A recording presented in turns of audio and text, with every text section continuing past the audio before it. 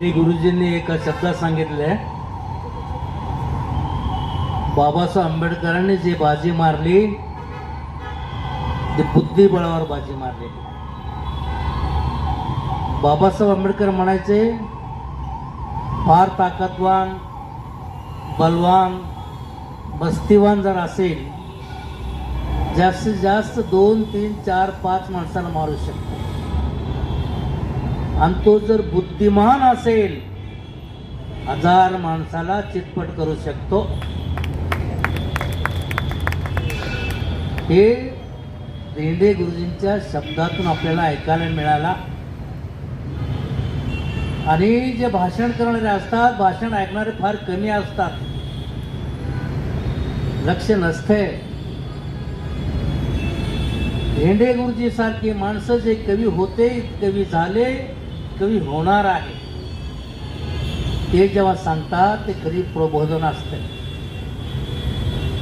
आता रमाईच्या विषय रोज रोज माणूस त्या विषयावर बोलत असतो, प्रवचन देत असतो. पैसे घेऊन प्रवचन देणारे माणसं आहेत, परंतु पैसे घेऊन येणारे प्रवचन माणसापेक्षा, स्वतःला व्याख्यात समजणाऱ्या माणसापेक्षा आज रमाई धेंडे गुरुजीने आमच्या तुमच्या समोर मांडले अधिक महत्वाचं आहे. म्हणून एका ठिकाणी अशाच कार्यक्रमामध्ये वामनदादा कर्डक जेव्हा बाबासाहेबांसमोर असं गीत सादर केलं, शायरी साजरी केली, बाबासाहेब अतिशय खुश होऊन म्हणाले, अरे वा. ते म्हणले, आमच्या सारख्यांचा असू द्या, ताकद येते की आमच्या सारख्यांचे 10 व्याख्यान, प्रवचनकारांचं 1000 प्रवचन काही कामाचा नाही. तुमचं एकच गीत ते कामाचं आहे.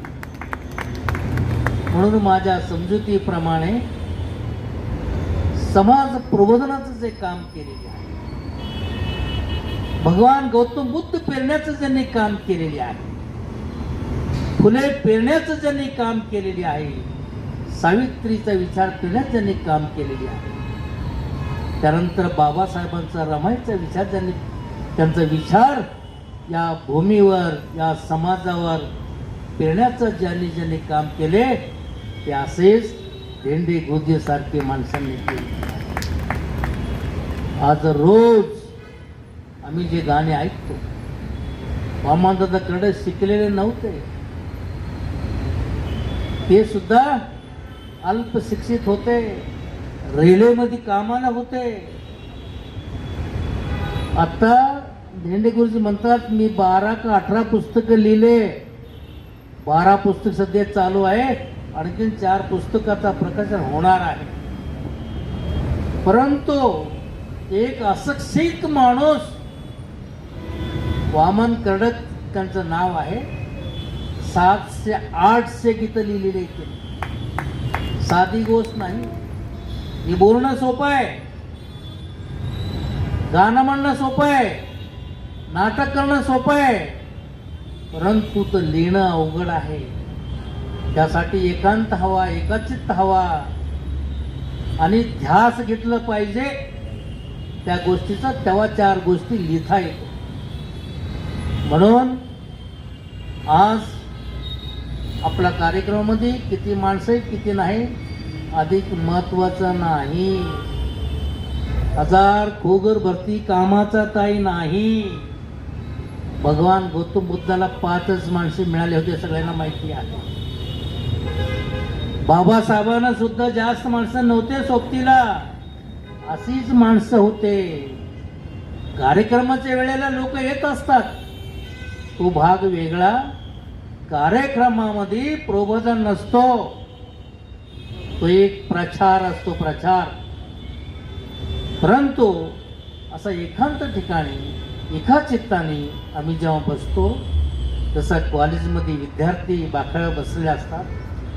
प्रोफेसर आपल्या पद्धतीने मुलांना शिकवत असतो. जे विद्यार्थी मनापासून ध्यान देऊन ज्या गुरुजींचे शब्द ऐकतात तेच विद्यार्थी परीक्षामध्ये चांगले मार्काने पास होतात. नाहीतर मी लय गाणं गायले, लय अभ्यास केलेले, पुस्तकं वाचले म्हणणारे अनेक आहे.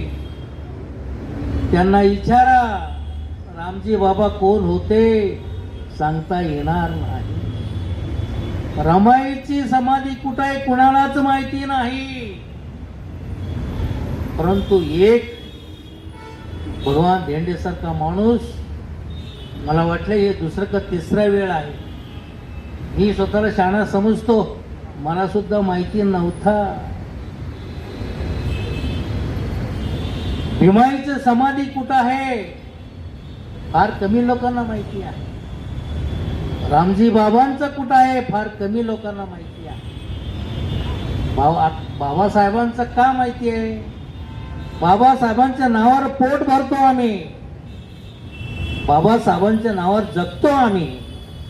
म्हणून थोडं थोडं जाणीव ठेवू न ठेवू पण निदान नाव तरी घेतो. का का बाबासाहेबांनी संविधान आमच्यासाठी लिहिले. आम्ही बाबासाहेबांची माणसं आहो. बाबासाहेबांच्या माणसाने बाबासाहेबांच्या जातीत जन्म घेतलेले माणूस बाबासाहेबाचा होऊ शकत नाही. जो माणूस बाबासाहेबांच्या विचाराचा आचरण करतो, लोकांमध्ये प्रबोधन करतो, स्वतः स्वीकारतो, मुलामुलीला घडवतो, कुटुंबाला घडवतो, तो माणूस बाबासाहेबांचा सच्चा अनुयायी. या मताचा मी आहे. आता धेंडे गुरु सांगितले ते चेष्टा नाही, मी खरोच अंगठा बहादूर आहे. पण मला कळलं बाबासाहेबांचा पहिला मंत्र शिका. का शिका? आम्हाला भांडवल आमच्याकडं उद्योगधंदा करू देत नाही, शेतीवाडी घेऊ देत नाही, गाय म्हशी पाळू देत नाही. गाढव पाळत होतो आम्ही, कारण गाय म्हशी पाळल्याने दूध विकून तुम्ही सावकार होताल. या सगळ्यावर बंदी होती. आज सुद्धा तुम्ही एखाद्या ठिकाणी जाऊन धंदा चालू करा, सुरुवातीला धंदा होईल, नंतर जरा कळलं अरे रे हा असं आहे की येणारे गिराईकाला येऊ देत नाही. म्हणून बाबासाहेब का म्हणाले, तुम्ही पहिले एकच मंत्र घ्या, शिका. मी तुमच्या बरोबरच आहे असं म्हणू नका. मी बुद्धीने विचाराने तुमचं बाप आहे म्हणायचं गरज नाही. समोरचा तुमचा शत्रू मानला पाहिजे नाही. तो माझा शत्रू जरी असला तो आदर्श आहे, सच्चा आहे, खरं बोलणारा आहे, खरं चालणार आहे, खरं सांगणार आहे. असा जेव्हा आम्ही स्वतः बनवू, आपली मुलं बाळांना घडवू, आपलं कुटुंब घडवू, शेजार पाजाऱ्यांना घडवू, तर तो बाबासाहेबांचा अनुयायी होऊ शकतो. अन्यथा बाबासाहेबांचे नाव भरणारे लोक, मी म्हणत नाही, बाबासाहेब स्वतः सांगितले. नागपूरमध्ये बाबासाहेब आंबेडकरांचा जेव्हा लोकांनी वाढदिवस करण्याचा ठरवला तेव्हा बाबासाहेब तयार नव्हते. माझा वाढदिवस साजरी करण्याचा गरज नाही, तुम्ही हेच करताल. आजपर्यंत तुम्ही विठ्ठलाच्या नावाने, अंबाबाईच्या नावाने जोगा मागत होता, पोट भरत होता. मी गेल्यानंतर माझ्या नावाने जोगा मागताल. आहे बाबासाहेबाची नावाने जोगा मागून पोट भरणारे माणसं आहे. बुद्धाच्या नावाने भविष्य सांगणारी सुद्धा माणसं आहे. असू दे. पोट जर भरलं नाही तर पोटासारखा कोणचंही वाईट गोष्ट नाही, खतरनाक नाही, ते काही करायला लावतं. म्हणून बाबासाहेब का म्हणाले, माझा वाढदिवस साजरी करण्यापेक्षा मी जे सांगितले, जे लिहिले,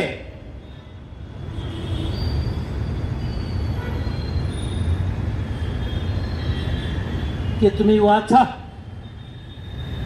वाचल्याने तुमची बुद्धीचा मशागत होईल, वाढ होईल. एकदा तुमची बुद्धी जर वाढली मग तुम्ही कोण आहे त्याचं जाणीव तुम्हालाच होईल. मी माणूस आहे का आणखीन कोण आहे? मी माणूस आहे, समोरचा माणूस आहे, दिसायला सारखे, मग भेद का? मग आपलं रक्त तरी तपासूया, त्याच्यात का दिसतंय का? नाही दिसणार. माणूस गोरा आहे, काळा आहे, याच्यात वेगवेगळे जर माणूस दिसत असेल, पण माणसाचा रक्त एक आहे, माणसाचा निसर्गाने दिलेले शरीर एक आहे. मग हा भेद का? हा प्रश्न आमच्या तुमच्या पुढे जेव्हा उभा राहत नाही तोपर्यंत आम्ही माणूस होत नाही. हे माझा विचार नाही, हे फुल्यांचा विचार आहे, बुद्धांचा विचार आहे, कबीरांचा विचार आहे, बाबासाहेबांचा विचार. म्हणून आज 1 तारखेपासून आजपर्यंत हा रमोत्सवचा कार्यक्रम तर चालू आहेच आहे. या निमित्ताने ज्या ज्या माणसांना बाबासाहेबांच्या उपकाराचा जाणीव आहे, म्हणजे आपली बापाची जाणीव आहे, ज्या ज्या माणसांना, ज्या महामाऊलींना आपल्या आईची जाणीव आहे, त्याला त्या रमाईची जाणीव आहे. म्हणून इथं लोक येतात. नाहीतर लोक जमवण्यासाठी किती लोकांना पैसे द्यावं लागतं ते ताईंना माहिती आहे. आज तुम्हाला आजकाल लोकही शाणे झाले, फुकट येत नाही. का देता? का देता? ते बरोबर आहे. आम्ही जे देतो तुम्हाला आजच्या पुरतासाठी वापर घेण्यासाठीच देतो, उद्या काय घेणं देणं नाही. म्हणून इथं जे आम्ही येतो, आम्ही का तुमच्याकडून आम्ही घेतो, आम्हाला तुम्हाला देतो, तर हे एका दिवसासाठी नाही, कायमस्वरूपी आहे. म्हणून अतिशय महत्त्वाचा एक ज्ञान केंद्र आहे, रमाई केंद्र आहे, बाबासाहेबांचं विचाराचं केंद्र आहे. तर उद्या फार मोठा कार्यक्रम आहे. या ठिकाणी रमई रत्न पुरस्कार आहे. रमई रत्नाचा ज्या माणसाला महत्त्व कळले, मी जरी स्वतःला अंगठाबद्दल समजूत असलो, मी कधी स्वतःला अंगठाबद्दल समजलं नाही, कधी अल्पशिक्षित समजलं नाही ताई, कधी स्वतःला गरीब समजलं नाही. स्वतःला गरीब समजणे, कमजोर समजणे, स्वतःचा अपमान स्वतः करून घेणे महामूर्खाचा काम आहे. म्हणून कधी स्वतःला कमी लेखायचं नाही. ज्यांनी त्यांनी आपापल्या परीनं आपापल्या पोतीनुसार अभ्यास करणे, काम करणे, जे मिळेल ते पोट भरून खाणे, समाधान राहणे, सुखी राहणे, हे बुद्धांचा विचार आहे. म्हणून मी जर शिकले नसलो पण वाचक आहे. माझ्यासमोर वकील येऊ दे, न्यायाधीश येऊ दे, प्रोफेसर येऊ दे, जज येऊ दे, त्यांच्याशी 2 गोष्टी बोलण्याची ताकद ही मला बाबासाहेबांच्या विचाराने दिलेली आहे, ती रमाईने दिलेली आहे. म्हणून मी आज जे उभा आहे ते मी म्हणून उभा नाही, मला उभा करण्यासाठी रमाई भीमाईची ताकद आहे. म्हणून माझ्यासारखा साधा माणूस, झोपडपट्टीत राहणारा, काबड कष्ट करून खाणारा रिटायर माणूस रमाईच्या पुतळा उभा राहत असताना फार मोठं योगदान या ताईंचं आहे. या पुतळ्या तुम्ही म्हणा ताईचा कसा? मी ताईला नेहमी म्हणत असतो, त्यांच्या समोर बी नाही, आपल्या समोर म्हणत असतो, एखादा मुलगी असाव ताईसारखी, पत्नी असाव ताईसारखी, बहीण असाव ताईसारखा, आई असाव ताईसारखा. तुम्ही म्हणाल का? एका आमदाराची मुलगी आहे, साधी गोष्ट नाही. तर तुम्हाला माहिती आहे, आमदाराचं मुलगी आणि आमदार दुनियाचा वडून करोडो रुपये कमवून ठेवले, आणि त्यांचा पिढी कसं निघाले तुम्हाला माहिती आहे. एका आणि ते आमदार कधी होते? बाबासाहेबांच्या काळात 1937 साली त्यांची मुलगी. आणि ताई आमदाराची मुलगी होते म्हणून त्यांचा पती आमदाराचा मुलगा नव्हता. ते स्वतः सांगायचे, मी पेपर ऐकून शिक्षण घेतलंय, दूध ऐकून मी शिक्षण घेतलं, परंतु या चळवळीत असल्यामुळं, अशा वातावरणात असल्यामुळं तो माणूस घडला. अशी महापत्नी त्यांच्या वाटेला आहे. त्यांचं स्वप्न होता रमाई पुतळा बनवायचा आणि बसवायचा. प्रयत्न होता. अनेक अडीअडचणी असतात. इतकं सोपं नाही आहे चांगले काम. वाईट काम एका दिवसात करू शकतो, चांगले काम करण्यासाठी अनेक दिवस झिजावं लागतं. असे करत राहिले. आम्ही सुद्धा त्या कमिटीत त्यावेळेला होतो 1992 पासून. पण तो सक्सेस झाला ना. अनेक आपली लोक खो घालणारे असतात चांगल्या कामामध्ये, पण त्यांचा तो स्वप्न साकार झाला नाही. पण एक पत्नी म्हणून पतीचा स्वप्न साकार करणारी ताई पूर्ण वाहून घेतले. जवळजवळ या कामासाठी माझ्या माहितीप्रमाणे 2012 पासून तर मी ऐकण्यात आहे. अगदी 11-12 पासून 14-15 पासून 17 पर्यंत मला माहित होतं. मी जवळ शेजारी आहे. कधी जात नव्हतो. का जात नव्हतो? आपली माणसं बदनाम, एक माणूस बदनाम झाला की समाज बदनाम होतो. काय म्हणतात? अरे यांना आंबेडकर जयंती वेळा जाग येते का? वर्गणीचे पैसे खायला मिळतात. हा, लोकांकडून पैसे आणणे आणि पार्टी करणे, जयंती साजरी करणे आणि आपलं नाव सांगणे. हा, हे असं बदनाम झाल्यामुळं चांगली माणसं पुढे यायला धजत नाही, मागं सर. म्हणून जवळजवळ 7-8 वर्ष आहे प्रयत्न करत होते. पण माहीत अनेक लोकांना माणसं एक माणसं जोडत होते. घर बांधताना एक इटा कसा एखादा गवंडीर असतो, असं एक इटार बाय रचत गेल्या. योगायोगाने मला एक माणसाने आग्रह करून बोलून घेतला आणि मी का आलो ते म्हणजे अहो दादा चला हो, आज लय मोठी मीटिंग आहे. भाई वैते त्या मीटिंगचा अध्यक्ष आहे. भाई वैतेचं नाव सगळ्यांना माहिती आहे. विचारवंत होते, विद्वान होते, समाजवादी होते. मी म्हणलो भाई वैद्यासारखा ब्राह्मण माणूस रमाविषयी काय बोलणार आहे. त्यांच्या भाषणाने मी ऐकण्यासाठी आज जसा कार्यक्रम 2 तास चालू आहे, असाच कार्यक्रम चालू होता. काही हजार होते. गायकवाड जीव तोडून सांगत होते, अरे हा काहीतरी द्या, आपल्याला आईचा पुतळा उभा करायचा. आजची बैठक पैशासाठी आहे. हा, भीक मागत नाही, ऐच्छिक द्या, मनाने द्या. लोक सहभागातून हा पुतळा बनवायचा आहे असं जीव तोडून कधी त्यांच्या ताडोळीच्या भाषेत सुद्धा बोलतो. हा, ताडोळीच्या भाषेत बोलून हातात काठीच घेणे. हा, बोल आता काय बोलतो. सगळे कोण पाहिजे वेळ प्रसंगी. तर एक माणूस बिचारा म्हणला नाही मी 10 रुपये देतो म्हणला का ताई? हा, त्यावेळेला माझ्या माहितीपणे ताई कमीत कमी 2-4 लाख रुपये तर खर्च केला असेल. अगदी मातीचं पुतळा बनवण्यापासून, बैठक घेण्यापासून, अनेक भानगडी करण्यापासून ताई सतत पैसे पेरत होते. त्याचा कदर लोकांमध्ये नव्हता. हे सगळे मी लांबून बघत होतो. जेव्हा ह्या सगळे इथं मोठमोठे लोक बसले, स्वतःला पैलवान समजतात, कार्यकर्ता समजतात, विद्वान समजतात. आता सोन्याचा कडा गळ्यात लाकेटा कडक दिसतं रे. वा वा वा. मी म्हणलो बाबासाहेबांनी याच्यासाठीच तुम्हाला मोठा केले. म्हणलो बाबासाहेब गेल्यानंतर 1960 साली बाबासाहेबांचा पुतळा कदाचित भारतात पहिला असेल.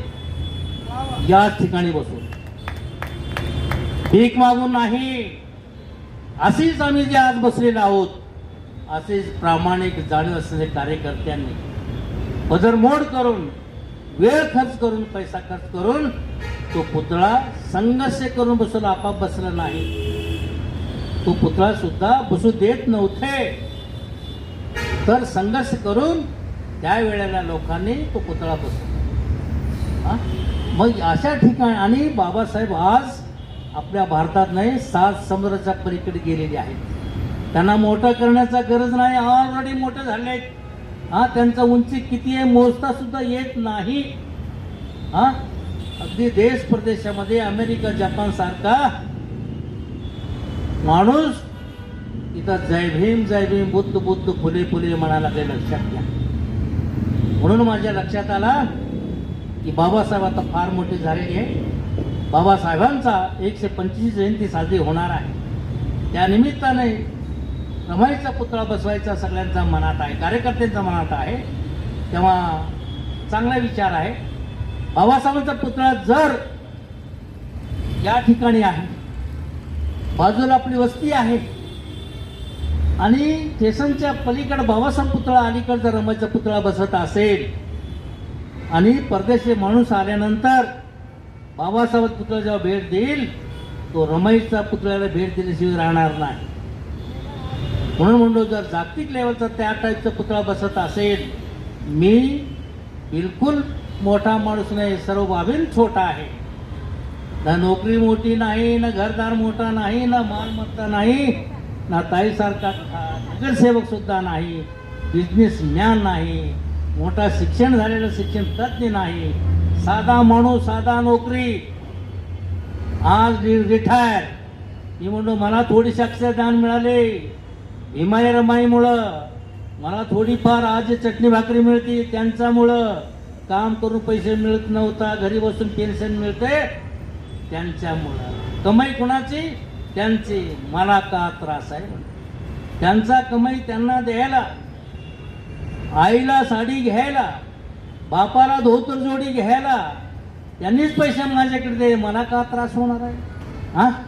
म्हणून म्हणलो मी माझं 1 वर्षाचं पेन्शन, 1 वर्ष पेन्शन 1 लाख रुपये त्यावेळी दिले.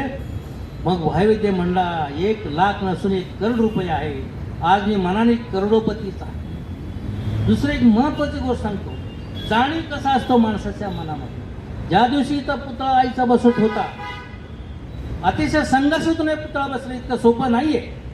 आणि तुम्हाला उगू ताई एक हत्यार होता गायकवाडच्या हातात, काठी असल्यासारखा. साप गायकवाडला का ढसलं नाही? ही काठी मजबूत होती, नाहीतर कोण गायकवाडला तर अशामुळं ही अतिशय संघर्ष, साधी माणसं भिडत नव्हती. आज तुम्हाला म्हणून जातीला जात वैरी, भावाला भाव वैरी. आणि ते म्हणतात ना, सक्ती बहीण तर पक्का वैरी, असं स्थिती आहे. मी म्हणत नाही, पूर्वी लोक अनुभवातून सांगत होते. असा अनेकाने संघर्ष होत असताना सुद्धा गायकवाड हार मारला नाही. जेव्हा भेटायला गेलो गायकवाड समजा कमिशनरला किंवा मापूरला, ते तर म्हणत किती माणसं, अहो गच माणसं भरले, 2च माणसं काशी. मग ते म्हणायची घाबरणार नाही, त्यांना तिथंच थांबवते. तर अशा पद्धतीनं धावपेच खेळून हा काम यशस्वी झाला. तरी सुद्धा अडथळा केला, बसू नका. का? बोले वट्टा कच्चा आहे. 2 तास बैठक होत होता, तरी इथं आलो मी होतं. आणि इथं पुतळा टांगून होता. असं साधी गोष्ट नाही आहे. अतिशय बदमाश लोक आहे. मी तर म्हणतो की ते आम्हाला जागृत करण्याचं काम करत होते. तर मी वर होतो, पुण्याचे कमिशनर म्हणत होतो बसू नका हो, पुतळा पडलं की सगळं अपमान होईल. आणि आईचं पुतळा पडणं इतकं सोपं नाही. का सांगत होते? त्यांना कारभार हातात घ्यायचा होता. आपलेच लोक त्यांना सपोर्ट करत होते. मग ते आज इथे या ठिकाणी अरविंद शिंदे साहेब नाही आहे. ते म्हणाले ते वर उभा राहिलेत ना आईचा पुतळ्याजवळ, ते विचारा, ते इंजिनियर आहेत. एवढंच असं, ते इंजिनियर आहेत त्यांना विचारा. माझ्या डोक्यात आला, मी खाली आलो, पुण्याचा कमिशनरला बोलायची तर साधी गोष्ट नाही आहे. मग मी आलो, साहेब मी इंजिनियर नाही आहे, इंजिनियरचं बाप आहे. का म्हणालो? इंजिनियर नाही आहे, इंजिनियरचं बाप आहे. हे वट्टा बांधत असताना इंजिनियर स्वतः सुपरवायझर करत होता. हा, आम्ही नाही बांधलंय. मग हा जर वाटता खरोखरच त्या इंजिनियरप्रमाणे बांधला असेल, याच्यावरून रेल्वे जाऊ दे, पडणार नाही. मग त्यांनी जरी मूर्खासारखं काम केलं असेल तर तो पडणार. पुतळा राहू दे तसाच. या पुतळ्याला 50 लाख रुपये खर्च केले. पुतळ्याला नाही, वठ्ठ्याला, चबुतऱ्याला. इतकं आंधळा कारभार आहे, काय सांगत तुम्हाला. मी म्हणलो तुम्ही तुमचे इंजिनियर घेऊन या, मी बी माझे इंजिनियर आणतो, तज्ञ, चौकशी करूया या वट्टा बांधायला किती खर्च येते. म्हणून माझ्यासारख्या हातात राहिले असते ना, सोन्याचा एटा बसवला असतो म्हणलं मी. पुतळा राहू दे, पहिले चौकशी मग पुतळा. मग त्या इंजिनियर्स पुण्याच्या कमिशनर माणूस का म्हणलं शिंदे साहेबांना, पुतळा बसवा, आमचं नोकरी घालू नको म्हणाव. हा, सत्तेवर काय सगळे. हा, तर असा ही कारभार झालेली आहे. आणि पुतळा बसवत असताना आज आई उभं राहिलेली आहे. आईच्या पायाखाली माझ्या आईचं मणिमंगळसूत्र आहे. माझी आई गेल्यानंतर मी माझ्या आईचं जे सोनं नाणं होता, त्याचं मणिमंगळसूत्र तसंच जपून ठेवलं होतं. पुढं बहिणी वारले म्हणून मी कुणाला दिलं नाही. लोगामध्ये ताई मी घर बांधत होतो. माझ्या अंगावर 4 लाख रुपये खर्च होतो. मी घरातले सगळे सोनं नाही ऐकले, काही ठेवले नाही, पण ते आईचं इकडं नव्हतं, तसंच ठेवलं. आणि ते आईच्या पायात त्या दिवशी झालं.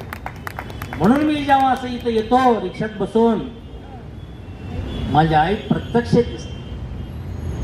गायकवाड म्हणतात ना, मला सगळ्यांमध्ये रमाई दिसते. सगळ्याला दिसत नाही. ज्याला आतून पेटलेली आहे त्याला ते दिसते. हातातल्या बॅटरी दिसत नाही, डोळ्याचं बॅटरी दिसलं पाहिजे. असं ही कथा आहे. ही कथा त्यांना मोठे करण्यासाठी नाही, आमचा जीवन जगण्याचा, आमच्या जीवनामध्ये काहीतरी बदल घडवायचा, आमच्या मुलाबाळांना घडवायचा, दिशा देण्याचा काम. पुतळा एक आरसा आहे. मला म्हणून आज मी अगदी मनापासून देंडे गुरुजींचा अभिनंदन करतो. तुम्ही म्हणाल आज तर चांगले कपडे घालून आले. कधी कधी ते खरोखरच आणल्यासारखा येत असतात, नाही का. कोणी म्हणणार अरे आंधळे आंधळे म्हणतातच की गाणं पोट भरण्यासाठी. मी बी तसं समजत होतो. मी जेव्हा पुस्तक प्रकाशनाचा कार्यक्रम केला, गायकवाड म्हणले असा एक कवी आणतो तुम्ही. त्याचं मी म्हणलो एक चांगला कवी आणा, आणि तो कवी असा गाणं पडला पाहिजे, कुबीरालाही वाटे लाज. आजचा कार्यक्रम हा जो 4 लोकांचा आहे, इथं एखादा कुबीर बसला असेल, खरोखरच तो जर विचार करणार असेल, त्याला सुद्धा लाज वाटण्यासारखा राहणार नाही. तो म्हणेल अरे आम्ही नुसतंच आहे, जप तप करतो, हा ईश्वर शंकर म्हणतो, राम राम म्हणतो, काही त्याच्यात राम नाही, रैम बी नाही. खरं जर राम रैम आहे, इथं आहे असं म्हणल्याशिवाय राहणार नाही. म्हणून खास त्या पुस्तक प्रकाशनामध्ये खास गायक होते, तेव्हा अतिशय आनंद आहे. आणि विशेष म्हणजे माणूस डोळ्याने अंध आहे. आम्हाला वाटलं पाहिजे एक काही दिसत नाही, सुई एवढा दिसतं त्या माणसाला. तो 11 पुस्तक लिहितो, वाचतो, वाचू कळणार कसा. मग मी म्हणतो मग आम्हाला का झालं, हा, मग आम्ही स्वतःला काय समजावं, शाणे समजावं का अतिशाणे समजावं. हे माणसामध्ये जागृती निर्माण हो, स्वतःचा लाज स्वतःला वाटली पाहिजे. म्हणून असा कार्यक्रम घडवायला. आणखीन एक उदाहरण सांगतो, थांबतो गायकवाड साहेब. पुण्यामध्ये काही शिवनगर कोर्टामध्ये एक वकील आहे, दोन्ही हात नाही. कुणी बघितलं असेल तुमच्यापैकी, इथं पुण्यात शिवनगर पूर्णातला दोन्ही हात नाही. तुम्ही हा हा हा नाही का. मग दोन्ही हात नाही, वकील झाला कसं. माझ्यावर केस होता, काही तुम्हाला माहिती आहे. राजकारण नाही खतरनाक आहे, लोकांना हात बी घालते ते, बाहेर बी काढते ते. हा, इलेक्शन लढवलंय, माझ्यावर अनेकाने केसेस घातले होते, मारामारी घातले, मारेकरी घातले होते. नाही का? केसही भरले तर हाफ म्हणलं केस सरकार नोकरीत आहे मी नसेल. अगदी कमळाच्या फुलासारखं बाहेर निघालं, काही त्रास झाला नाही. तारखेला जात होतो, हॉटेलमध्ये बसलो, वकील असा आला, बसला, दोन्ही पाय टेबलावर ठेवला, एक पाय टेबलावर ठेवला. माझ्या वकील म्हणलं, हे का हो वकील झाला म्हणजे एवढं रुबाब का, पाय टेबलावर? तो नाही. ते म्हणजे त्यांना हात नाही. मग काय करतो का, वकील आहे कसं पायाने लिहितो, सत्य अजूनही बघू शकता. हा, मग काही थक्क झालो मी, स्वप्नात बघतो का काय, माझ्या वकिला सोडलो, त्यांच्याजवळ बसलो. मग त्या माणसाने, साहेब गायकवाड साहेब तुम्ही कधी बघा गेलं तर, काय घातला कोटच्या खिशात, गाडी पेटी काढा, सिगरेट काढा, सुरू केला, 1 कप चार, 1 कप पायाने. दंग झालो मी. सगळे बघून म्हणलो, साहेब मला वाटतं मी स्वप्न बघतो का काय, नाही का? मला खरोखर तुमचा अभिमान वाटते, कौतुक करण्यासाठी माझ्याकडे शब्द नाही. पण मी एक काम करतो, साधा कार्यकर्ता आहे, रस्त्यावरचा आहे, झोपडपट्टीतला आहे. दरवर्षी लहान लहान मुलांचा सत्कार घेत असतो, 5वी 10वी 8वी 9वीचा. आणि सत्कार घेत असताना आईवडिलांनी मी थोडासा प्रोत्साहन प्रेरणा यावं म्हणून त्या गरीब आईवडिलांचा सुद्धा सत्कार करत असतो. एखाद्याने म्हणले, का ग तू सत्कार केले? आम्ही काय केले? आम्ही काय केले? माझा मुलगा चांगला मार्काने पास झाला, तुझा मुलाला मी शिकू, तुझा बी सत्कार होईल, हा उद्देश मनात. म्हणून मी करतो साहेब दरवर्षी. या वर्षी जर तुम्ही येत असतो तुम्हाला देतो. ते म्हणलं, हो जरूर येणार. आत्ता दिले कार्यकर्त्यांना सांगितलंय, त्यांनी म्हणले, साहेब तुम्ही एकटा येऊ नका, फॅमिली सहित या, आईला घेऊन या, पत्नीला घेऊन या, मुलाला घेऊन या, राहायला रस्ता पेठेत आहे. हा, अगदी पंढरपूरची पत्नी आहे अशी आई होती, बरोबर आले. दोन्ही हात नाही, BSc LLB ऐका तुम्ही, अजून आहे. काल्पनिक गोष्ट सांगत नाही. हा, कारण सत्य सांगायला आमच्याकडे वेळ नाही, काल्पनिकडे कधी जाणार आम्ही? हा, म्हणून दोन्ही हात नाही, BSc LLB आहे, जुडो कराटेवाला आहे. हा, त्याला बघण्यासाठी लोकांना बोलवलं गर्दी, असा गर्दीत असा भव्य दिव्य कार्यक्रम घेतला. त्यांना म्हणला, मी जर माझ्या आई आणि मी जर ईश्वर अल्ला अल्ला राम राम करत बसलो असतो, मला लोकांनी भीक वाढली नसती का? एवढा उंचा पोरा धिप्पाड माणूस मी, हा, दोन्ही हात नाही, हात केलाच मला कोणी भीक वाढली नसते. पण माझ्या आईने मला भिकारी घडवलं नाही, माणूस घडवलंय. मला म्हणलं, हरकत नाही बाळा, तू जर प्रयत्न केला ना, तू सुद्धा शिकून विद्यार्थी होऊ शकतो शाळेत. ते म्हणजे कसं आई पायान शिक, कसा दाखव.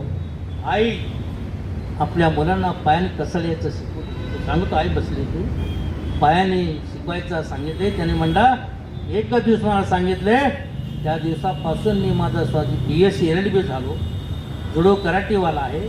मी माझ्या घरातलं सगळे काम करतो, भाजी चिरण्यापासून माझं कपडे इस्त्री मारण्यापासून सगळे काम करतो. अगदी PhD झालेली पत्नी, गौरी पान, सोन्यासारखं 2 मुलं, असा कुटुंब. अशा माणसांचा आदर्श घेणे म्हणजे मग आम्ही दोन्ही हात असून, डोळ्या असून, पाय असून, डोकं असून का फायदा आहे, हे नवीन विद्यार्थ्याला आणि त्या आईबापाच्या मनात निर्माण. म्हणून हे सगळे करायचं हे काम आहे. आलं तुम्हाला? सबनीस सरांचा मुलगा 25व्या वर्षी न्यायाधीश झाला. पहिला सत्कार करणार आम्ही तुम्ही का? लोकांना माहित नव्हतं ते. मी म्हणलो, आमचे मुलं मुली या ठिकाणी बसलेले आहेत, हा, 17, 18, 20, 25 वर्षाचे. त्यांच्या मनामध्ये काय भावना असतात तुम्हाला आम्हाला माहिती आहे, कारण आम्ही त्याच्यातून आलेलोच आहोत. हा, आम्ही 17-18 वय होते. ते म्हणतात ना, 18 वर्ष वय धोक्याचा. धोक्याचं वय आमची होती. पण 25व्या वर्षी मुलगा न्यायाधीश होतो. आम्ही अर्धा म्हातारा झाले तरी पत्ता लागत नाही. हा, म्हणून मी त्या सत्कार केले, सांगितले, हे बघा आम्ही विचार या वयात काय करतो, हे विचार. ब्राह्मण खराब, मराठा खराब, काय नाही, आम्ही खराब आहे. हा, खराब कोण आहे? आम्हीच खराब आहे ना. म्हणून मी म्हणलो, मी सत्कार करण्याचा हेतू त्यांच्या मोठेपणासाठी नाही, आमच्या पुढे आदर्शासाठी. म्हणून त्यांनी सत्कार केले. आणि मी सांगत असतो आपल्या लोकांना, जर जागा व्हा म्हणून आपल्यामध्ये घरी जर तपासल्यानंतर बाबासाहेब किती पुस्तकं आहे मला माहित नाही. किती रमायणी असतो, किती भीम असतो, किती सावित्री वाचतो, किती फुले वाचतो, किती बसवेश्वर वाचतो, किती चोखामेळा वाचतो, किती तुकाराम वाचतो आम्हाला माहित नाही. हा माहिती आहे माती माहित नाही काय तर एक सबनीसाला मी का मान देतो. त्या माणसाने डॉक्टर बाबासाहेब आंबेडकरवर PhD केलेली आहे, घटनेचा अभ्यास केलेला, बाबासाहेबांचा अभ्यास केलेला, बुद्धांचा अभ्यास केलेला आहे. हा म्हणून व्यक्ती मोठा नाही, जात मोठा नाही, पंथ मोठा नाही, विचार मोठा आहे. हा म्हणून आज भगवान धेंडेंचा अत्यंत मी अभिनंदन करतो.